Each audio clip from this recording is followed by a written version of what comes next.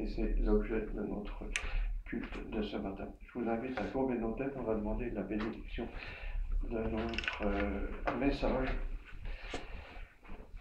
Eh bien Seigneur, nous voulons te remercier pour ces paroles que nous avons pu lire, qui nous rappellent que tu es un Dieu merveilleux, un papa qui s'occupe de nous. Merci de savoir qu'on peut toujours s'adresser à toi. Merci de savoir que tu es un Dieu merveilleux. Merci de savoir que nous pouvons même pas prier, mais que tu es là avec l'intermédiaire de Christ, notre Sauveur, pour nous conduire dans ces prières. Merci de ces exemples que nous avons pu lire de ce serviteur Élie qui était fidèle et qui t'a recherché et qui a été ô combien béni. Seigneur, nous te demandons de bénir les instants qui vont suivre, que ton serviteur, Seigneur, ne parle pas selon ses propres paroles, mais que l'Esprit, ton Esprit, Seigneur, puisse rentrer dans les cœurs, que ta parole puisse entrer dans nos cœurs, guide-le, fortifie-le, guide-le en toutes choses, Seigneur, et que ta parole ne puisse pas retourner à toi sans effet. Bénis encore les instants que nous allons passer tous ensemble. Dans le nom de Jésus, notre Sauveur. Amen. Amen. On lit le passage tout de suite Oh ben oui. Ah bah oui. Mais on lit Matthieu 5, verset 6. 5, verset 6. Matthieu 5, verset 6. Verset 6, si quelqu'un peut nous lire ce texte. Mais Matthieu, pas besoin de tout lire. On n'a pas besoin de tout lire. Matthieu 5, verset 6. Et je vais laisser la parole à Jérôme. Si quelqu'un peut nous lire ce texte, Matthieu 5, 6. Heureux ceux qui ont faim et soif de la justice, car ils seront rassasiés. Amen. Amen.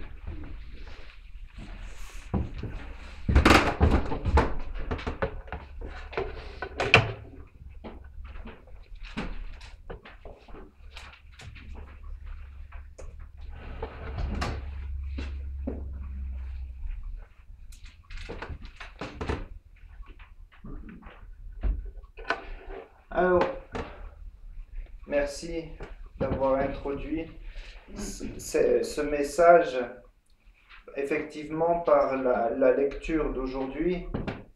Donc c'est une béatitude, on en a conscience. Il faut savoir qu'il n'y a pas seulement des béatitudes dans le chapitre 5 de Matthieu, il y a des béatitudes dans plusieurs livres de la Bible, et Dominique nous a introduit aussi ce message avec une béatitude que l'on trouve dans les psaumes. Heureux l'homme qui ne marche pas selon le conseil des méchants. Donc c'est une béatitude tout à fait comme celle que l'on trouve dans Matthieu 5.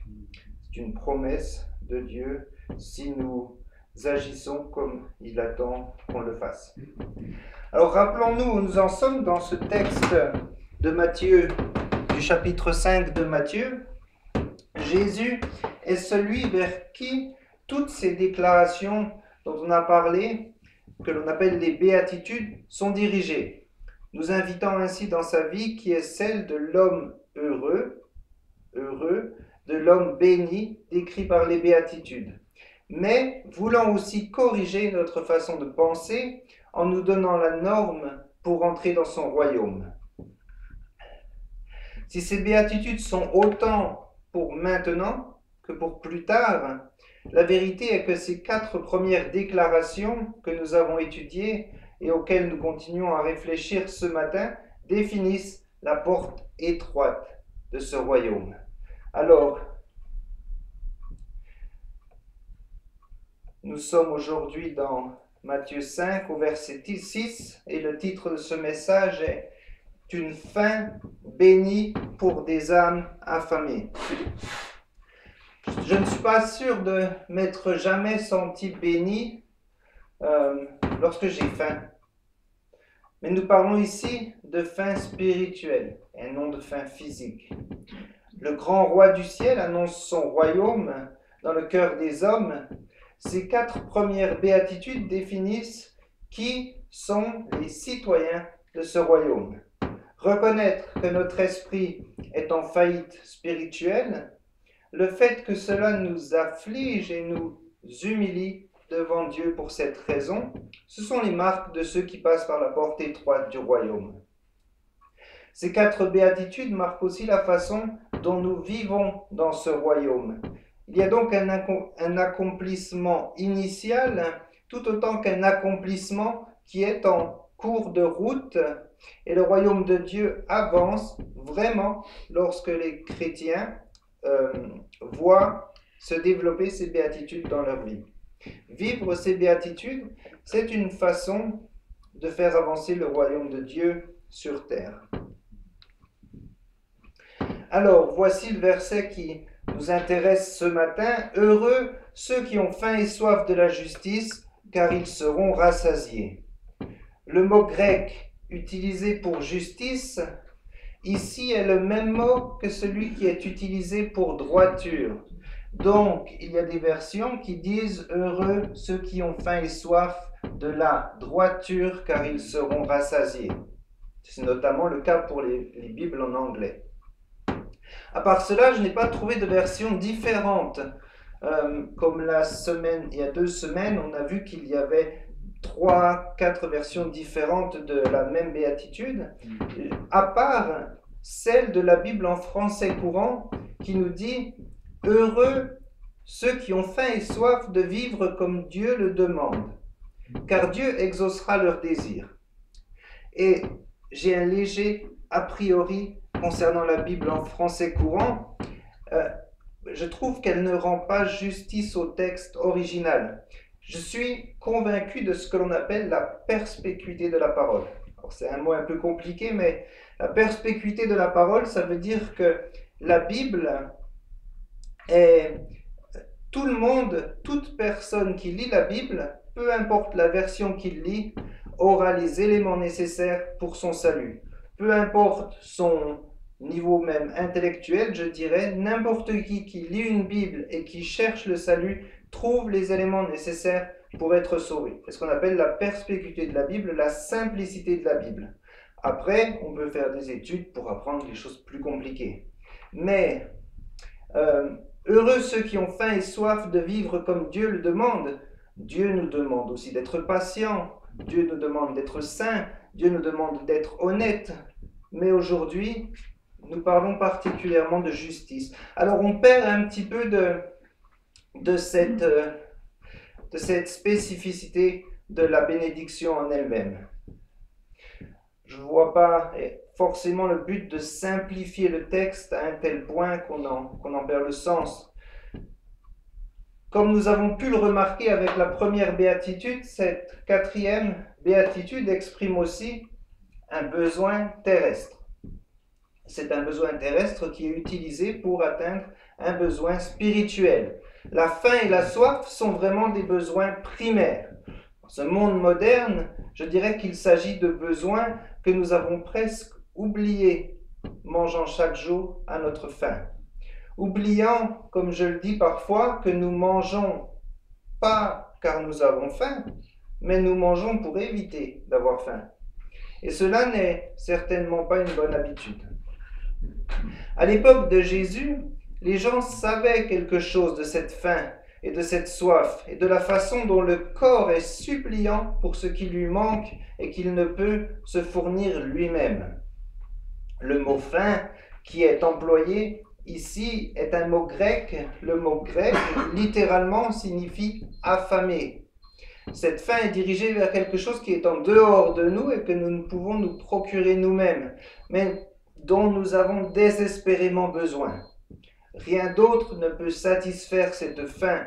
Ni aller à l'église, ni les études bibliques, rien ne satisfait cette faim. Cette faim ne peut être satisfaite par une action de notre part. Et puis il y a cette soif, et encore une fois, le mot grec qui est utilisé littéralement est le mot assoiffé. Donc, heureux celui qui est affamé et assoiffé de justice. C'est une soif désespérée et qui n'est pas seulement intellectuelle, mais que l'on ressent aussi dans notre corps profondément. Vous êtes peut-être déjà parfois senti déprimé, dépression, anxiété, la solitude qui nous tord l'estomac parfois. Nous parlons donc bien d'une faim et d'une soif spirituelle. Notre âme a faim et soif. Et nous savons qu'il s'agit d'une faim et d'une soif pour la justice. C'est un désir pour les choses que seul Dieu peut nous fournir. Ajouter la soif à la faim a pour but d'appuyer combien nous avons ce besoin. Mais de quel besoin s'agit-il? Notre âme nous supplie pour plus de justice. Nous parlons ici de la justice devant Dieu, le besoin d'être justifié, cette faim de savoir que Dieu nous déclare justes, justifiés. Et en effet, nous sommes justifiés devant Dieu, et cela en son Fils. Ce besoin d'être droit devant Dieu est satisfait par notre foi en Christ. Notre foi dans le grand échange de la croix, lorsque Jésus prit nos péchés et nous donna sa justice en échange. Et pourtant, il n'y a rien de plus injuste que l'innocent qui meurt pour les coupables. Telle est la miséricorde de notre Dieu. Aujourd'hui, dans ce monde de ténèbres, dont la morale et l'éthique sont de plus en plus foulées au sol, nous connaissons cette faim et une soif que Jésus promet de remplir lorsqu'il nous dit « car ils seront rassasiés ». Après tout, nous savons que le grand banquet de l'agneau nous attend après le jugement et que nous ne serons plus jamais affamés. Heureux ceux qui sont invités au banquet de l'agneau. Apocalypse 19, verset 9. Il s'agit bien évidemment d'une autre béatitude en plein milieu du livre de l'Apocalypse. Et seuls ceux qui ont faim et soif de la justice de Dieu aujourd'hui recevront leur invitation pour ce banquet où ils seront bien rassasiés. Ce sont les véritables paroles de Dieu, nous dit le livre de l'Apocalypse à la suite de ce passage.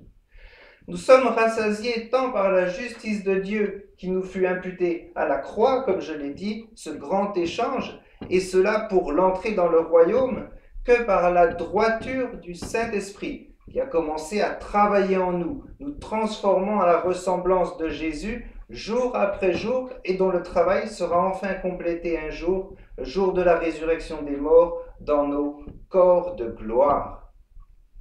En effet, lorsque nous lisons les évangiles, ce que nous voyons est que celui qui a vraiment faim et soif pour cette justice est Jésus, à tel point qu'il souffrit la croix pour nous, pour le péché de son peuple, cela avec le but ultime en tête d'être relevé pour pouvoir nous imputer, nous transférer cette droiture, cette justice qui devient notre justification devant Dieu le Père. Alors comme nous l'avons déjà dit aussi, il y a une progression volontaire pour chacune de ces béatitudes qui nous amène à une réelle réalisation de nous-mêmes. Nous devenons alors humbles et doux et nous nous abaissons sous l'autorité de Jésus-Christ. C'est ce que nous avions dit il y a 15 jours.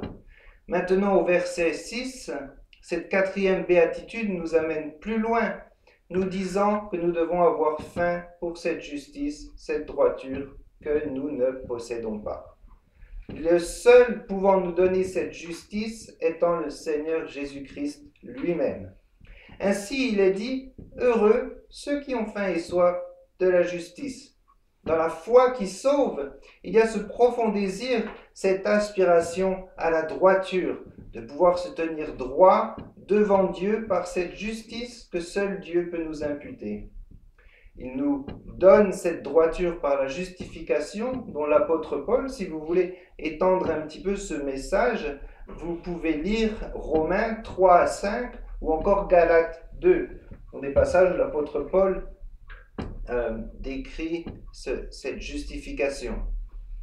Au moment de notre conversion, à ce moment-là, Christ nous donne immédiatement sa justice, sa droiture parfaite. Immédiatement, nous devenons justes devant Dieu au moment de notre conversion, au moment où l'on croit. Et nous serons revêtus d'un fin lin, éclatant et pur, car nous sommes désormais vêtus de la justice de Dieu et faisons partie de son peuple, de son corps, de l'épouse. Lorsque la parole parle de l'Église, elle dit de nous Il a été donné à l'épouse, Apocalypse 19, de se revêtir d'un fin lin, éclatant, pur. Ce fin lin, ce sont les œuvres justes des saints. Ce fin lin éclatant et pur dont nous allons nous vêtir, ce sont les œuvres justes des saints. Lorsque nous marchons avec le Christ, nous avons besoin que cette justice soit réelle dans notre vie. Le mot justice, ici, qui signifie aussi droiture, on l'a dit, a pour sens d'être conforme à un standard. Ce mot signifie que nous sommes rendus conformes au standard qui est la sainteté de Dieu et la ressemblance à Jésus-Christ.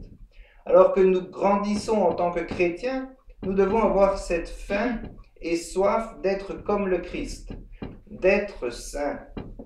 1 Pierre 2, verset 2. Est-ce que quelqu'un souhaiterait lire 1 Pierre 2, verset 2, s'il vous plaît?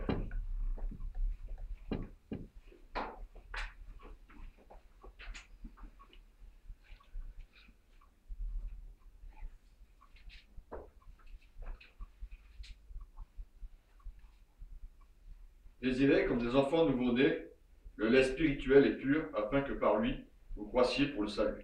Amen, merci.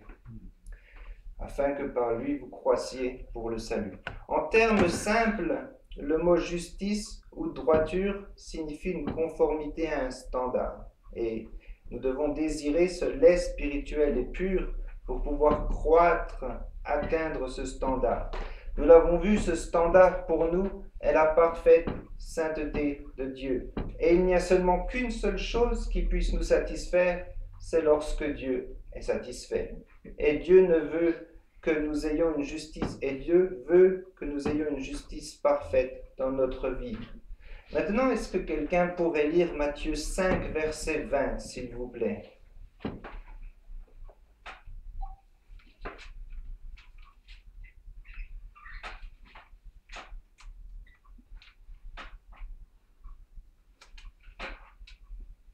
Car je vous le dis, si votre justice ne surpasse celle des scribes et des pharisiens, vous n'entrerez point dans le royaume des cieux. Amen, merci. Si votre justice ne surpasse pas celle des scribes et des pharisiens, même les pharisiens et les scribes ne peuvent entrer dans le royaume à cause de leur droiture. Et maintenant, il est dit que pour que nous puissions entrer dans le royaume de Dieu, notre droiture doit dépasser celle des pharisiens et des scribes, sachant que notre droiture est à des années-lumière de celle des pharisiens qui cherchaient à vivre la loi à la lettre. Nous comprenons que Jésus, ici, nous dirige dans une direction différente. Le standard qui est donné est que nous devons être parfaits, nous l'avons dit. Un seul péché, un seul acte injuste dans notre vie, et c'est fini. C'est comme dans le catholicisme, un péché vénal, un péché mortel, et c'est fini. Et on perd notre salut. Cette comparaison nous montre déjà combien Dieu est parfait. Mais cela veut aussi dire que aucun de nous, finalement, ne peut entrer au ciel par notre propre force. Et cela devrait nous rassurer, car nous savons maintenant que ce n'est pas notre justice qui va nous sauver le jour du jugement, mais Jésus lui-même qui comparaîtra pour nous avec notre avocat, le Saint-Esprit. Dans notre vie chrétienne, il doit y avoir cette profonde aspiration et cette envie de la parole de Dieu qui seule peut nous rendre semblables au Dieu de cette parole. Et pour cela, nous devons avoir faim et soif, une soif marquée de mettre en pratique cette justice divine dans nos vies. Cette justice qui nous vient du Christ, qui fait que par son sacrifice et sa résurrection, nous lui appartenons. Lorsque nous parlons de cette justice du Christ appliquée à nous, nous ne devons jamais être satisfaits de ce que nous avons, mais nous devons avoir faim et soif pour encore plus de conformité à la ressemblance du Christ. C'est ce que dit l'apôtre Paul dans Philippiens 3, les versets 12 à 14.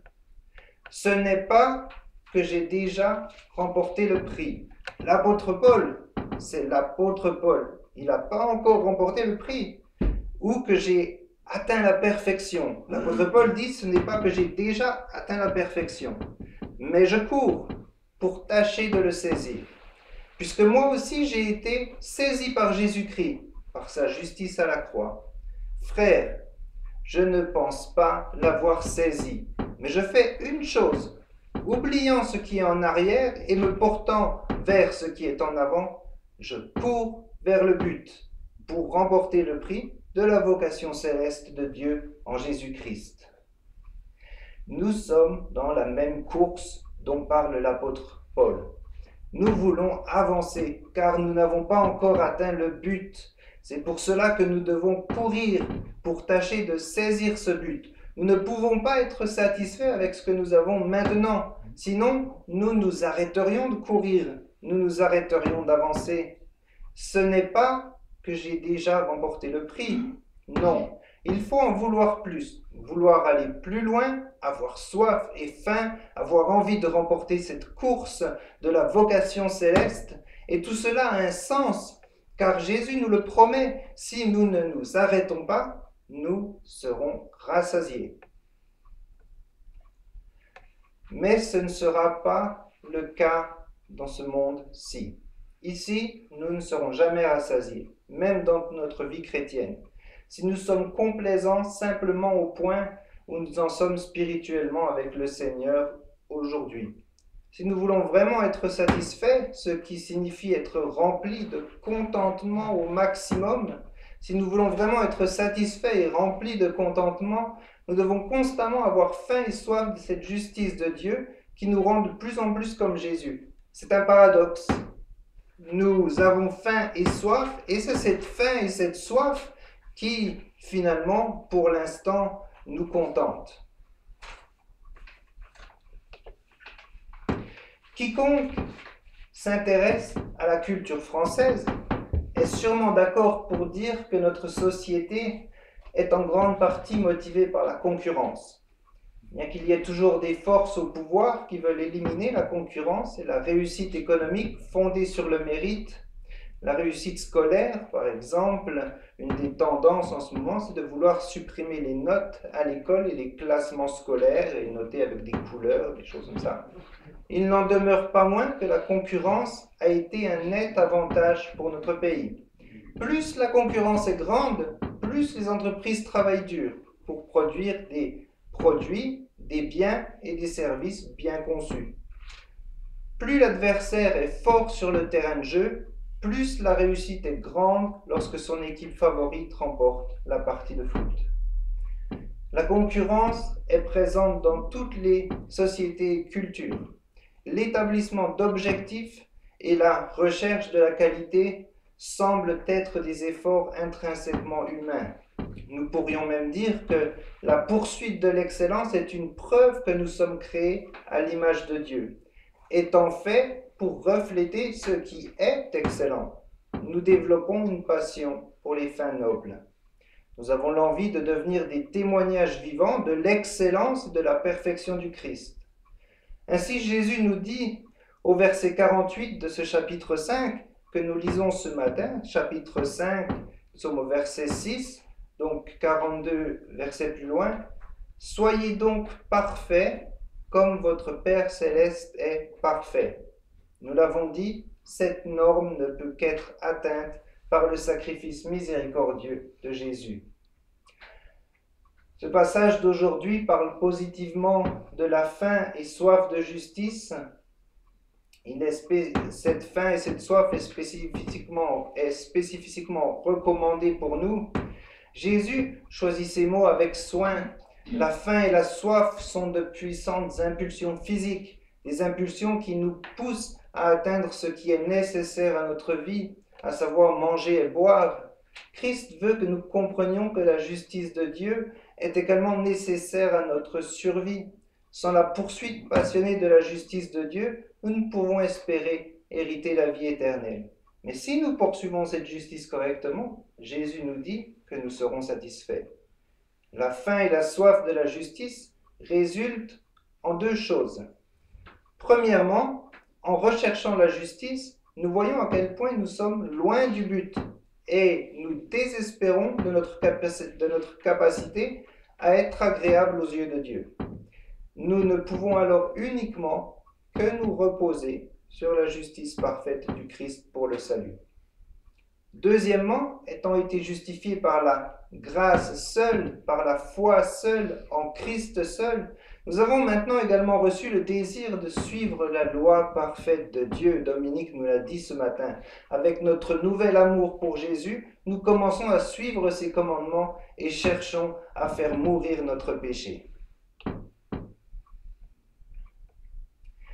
Le message de ce matin parle vraiment d'une poursuite. Comment mettons-nous cela en pratique dans notre vie? Déjà, comment devenir affamés et assoiffés pour cette justice? Que devons-nous faire? Premièrement, il y a la conversion initiale. Lorsque nous passons par la porte étroite, Ésaïe dit que nous sommes tous comme des impurs et toute notre justice est un vêtement souillé. Nous sommes tous flétris comme une feuille et nos crimes nous emportent comme le vent. Nous avons besoin d'être vêtus de cette justice parfaite que seul Dieu peut donner en Christ, cet habit de l'impur. C'est pourquoi nous devons reconnaître combien nous sommes autosatisfaits par nous-mêmes, que notre justice n'est pas plus que celle qu'Ésaïe décrit. Notre justice est un vêtement souillé. C'est comme lorsque l'on écrit avec un stylo à plume. Nous finissons toujours en général avec de l'encre sur les doigts et après on met de cette encre sur tout ce que nous touchons. Maintenant, le problème est que nous avons le péché sur nos mains. Et tout ce que nous touchons devient péché aux yeux de Dieu. Toute notre droiture, toutes nos bonnes actions sont touchées par cette pollution. Et cela est répugnant pour Dieu. Le fait que nous essayons de nous engager envers Dieu, le Dieu saint, avec nos meilleurs efforts, mais ayant des mains impures et des cœurs souillés, ce n'est pas la solution. Alors que nous entrons dans le royaume et que nous suivons le chemin étroit, il doit y avoir cette faim et soif croissante. Pratiquement pour aggraver cette faim et cette soif du Seigneur, nous devons d'abord arrêter de nous nourrir de la nourriture que nous donne ce monde. Nous devons être sevrés de ce que ce monde nous donne comme plaisir. Lorsque nous sommes pris dans des philosophies de ce monde, cela va remplacer la faim que nous avons pour la droiture.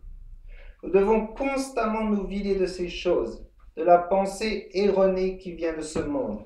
Un monde qui rejette Dieu, de la façon dont le monde nous présente la vie et la mort, ou essayant de nous dire ce qu'est le bonheur. Nous devons nous débarrasser de ces pensées qui prennent la place de la faim, de la soif que nous devons avoir de Dieu et de sa droiture. Deuxièmement, nous devons nous plonger dans la parole. Plus nous sommes dans la parole et plus nous voulons de cette parole. Nous ne pouvons avoir faim de cette parole si nous sommes en dehors de cette parole. Nous devons retourner à la parole de Dieu, car c'est la parole elle-même, par le Saint-Esprit, qui crée en nous un besoin vers cette parole. Et dans notre vie chrétienne, nous nous retrouvons parfois dans une période de sécheresse, où nous n'avons pas faim et cette soif autant qu'on le devrait. Nous n'avons pas cette faim et cette soif. Et cela doit être une alarme, quelque chose dont nous devons faire très attention. C'est comme lorsque nous conduisons la voiture et qu'un témoin s'allume sur le tableau de bord. On ne peut pas l'ignorer. Si on n'y fait pas attention, on finit au bord de la route avec la voiture en panne. L'engin va complètement se détraquer. C'est la même chose dans notre vie spirituelle. Ne pas avoir faim et soif de la justice de Dieu, c'est-à-dire de son évangile pour les hommes, du salut de notre voisin, est un signal d'alarme dans notre vie. Parce que nous sommes complaisants et satisfaits avec ce que nous avons spirituellement, insensibles au fait que nous avons besoin de la parole, c'est quelque chose auquel il faut faire très attention. Il faut à ce moment s'arrêter immédiatement et se pencher sur le problème et le confesser au Seigneur avant de retourner directement à la Bible, à la communion fraternelle et à la louange du Seigneur. N'éteignez pas l'esprit, nous dit l'apôtre Paul. Il nous faut garder l'Esprit Saint impliqué dans notre vie, de peur que le péché, le monde, l'égocentrisme s'absorbent en nous. Ne soyons pas égoïstes en voulant garder du temps pour nous, mais utilisons ce temps pour la parole et pour demander à Dieu qu'il crée cette faim de la parole en nous. Moi, je prie pour pouvoir prier plus. Je prie pour avoir plus de force pour lire la Bible. Je prie pour ces choses-là parce que ce n'est pas quelque chose qui est en moi. C'est un don de Dieu de pouvoir lire la Bible. Et on peut demander à Dieu d'avoir plus de force dans ces choses-là. Approchons-nous du Seigneur et demandons-lui de nous donner cette soif. Je vais maintenant juste mettre un avertissement. Ce n'est pas des vidéos dans YouTube et des livres parlant de miracles douteux qui vous combleront, mais il n'y a que la Bible elle-même qui peut le faire. Comment un chrétien pourrait-il établir des objectifs de vie et ne pas avoir au sommet de cette liste de réaliser la justice aux yeux de Dieu? Notre Seigneur n'a-t-il pas dit « Cherchez d'abord le royaume de Dieu et sa justice, et toutes ces choses vous seront données par-dessus. » Nous l'avons dit, l'une des déclarations les plus effrayantes que Jésus n'ait jamais faites est l'avertissement qu'il a donné que si notre justice ne dépasse pas celle des scribes et des pharisiens, nous n'entrerons jamais dans le royaume des cieux. Les pharisiens étaient dévoués à la quête de la justice, mais ils ont fini par une poursuite déformée de la justice personnelle. Il peut être facile de rejeter la poursuite de la justice de Dieu et de la remplacer par une justice personnelle exagérée. Nous avons cette obligation que Christ nous donne de chercher premièrement le royaume de Dieu et sa justice. Cela vient au premier plan des béatitudes, où Jésus a prononcé une bénédiction sur les gens, les personnes qui ont pour but cette justice. Heureux ceux qui ont faim et soif de justice, car ils seront rassasiés. Il n'a pas dit « Heureux ceux dont le but est la justice, car ils atteindront leur but ». Il n'a pas non plus dit « Heureux ceux qui désirent la justice, car ils obtiendront ce que leur cœur désire ». Au contraire, il a parlé en termes quotidiens de la faim intense. Nous ne devons pas simplement rechercher la justice ou avoir la justice comme objectif. Nous devons avoir faim et soif de justice, car sans cette droiture donnée par Jésus à la croix, nous serons affamés et nous mourrons. Jésus ne disait pas « Heureux ceux qui s'occupent d'une manière cavalière afin qu'ils puissent peut-être croître dans la justice ». Il prononça la bénédiction sur ceux qui avaient faim. Heureux ceux dont la soif de justice est une passion dévorante. Cette justice donnée par Dieu à son Fils unique afin que nous puissions le suivre et de plus en plus lui ressembler par la connaissance de la parole et l'action du Saint-Esprit, nous permettant de vivre l'Évangile et de partager autour de nous. L'Évangile est la justice de Dieu pour nous. Il fallait payer la rançon de notre péché pour que nous puissions revenir à Dieu.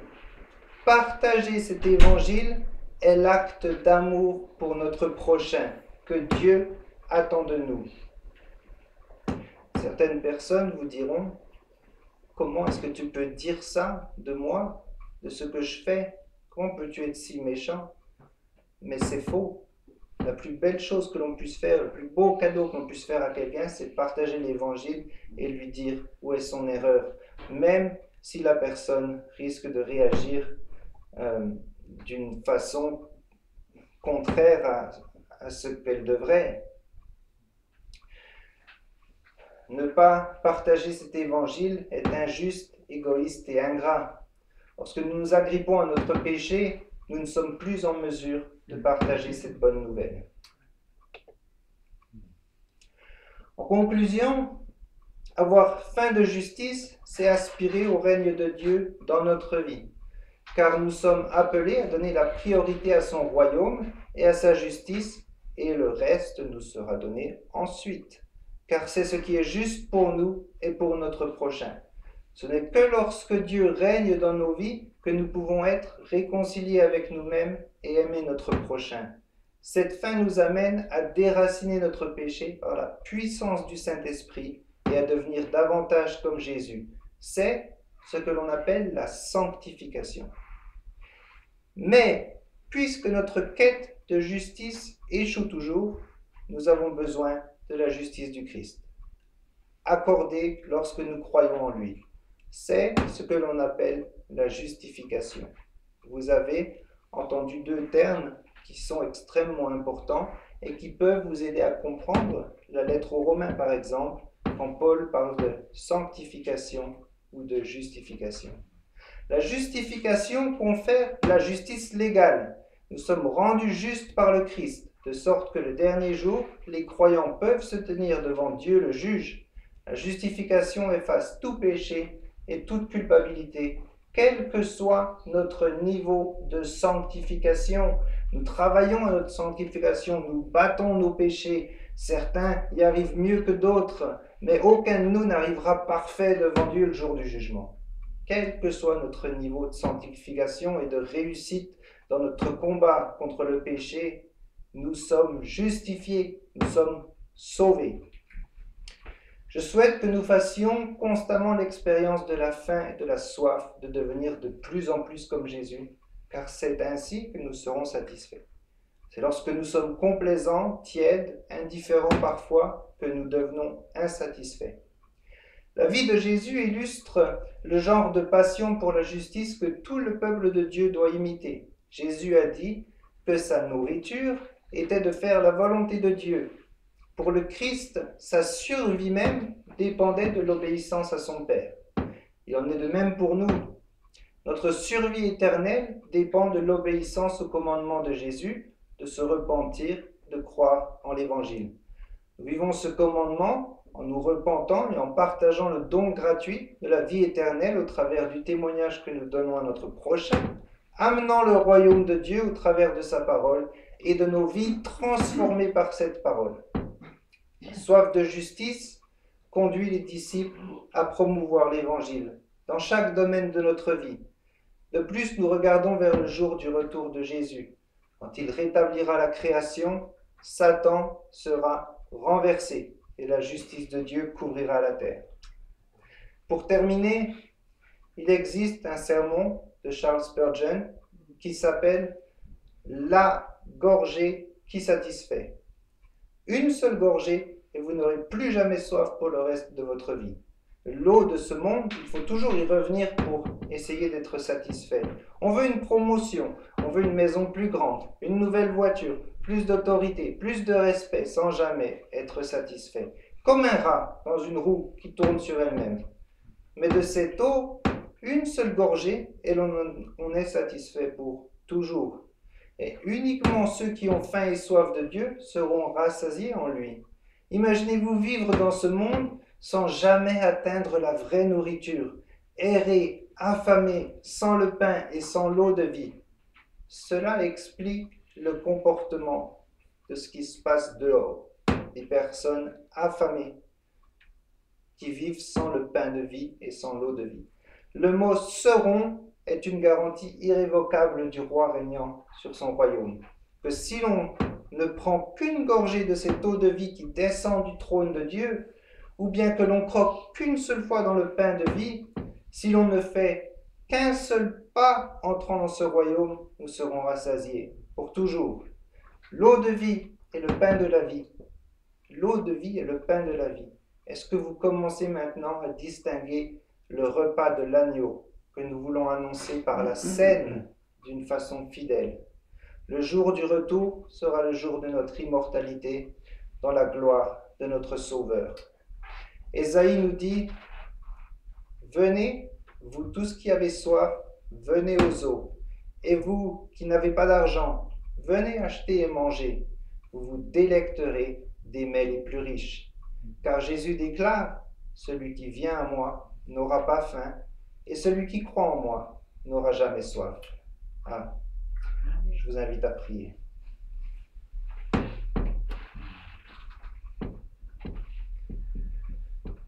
Dieu miséricordieux, à qui il plaît de s'adresser à nous par ta parole, donne-nous la grâce suffisante que nous ne soyons pas simplement des personnes qui écoutons cette parole, mais aussi des personnes qui la mettons en pratique. Donne-nous la grâce de ton Saint-Esprit, afin que nous puissions croire en ce que nous venons d'entendre. Permets-nous de te rendre gloire et honneur en toutes choses, et aussi que nous soyons toujours plus conformes à l'image de ton Fils, le Seigneur Jésus-Christ, dans le nom duquel nous t'implorons. Amen. Amen. Alors, j'ai vu un petit peu vos regards vers certaines images, et peut-être que certaines images semblent étranges, et pourtant, j'ai trouvé des images qui collaient exactement à ce que je voulais dire. Intelligence artificielle. Ça marche très très bien. On lui dit ce qu'on veut et elle fait une image. C'était chacune des images, à part une image, cette image est créée par l'intelligence artificielle. Voilà, il y a juste à demander ce qu'on veut et ça crée une image. Bon, c'est aussi dangereux que c'est... Bon, tout a un bon côté et un mauvais côté. Je vous invite à chanter ensemble, cherchez d'abord le royaume de Dieu.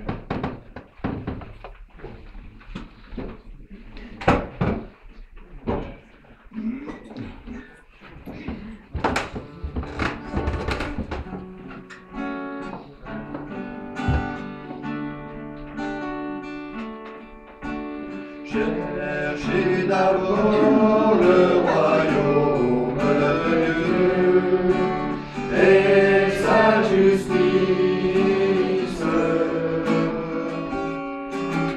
et toutes ces choses vous seront données en plus. Alléluia, Alléluia.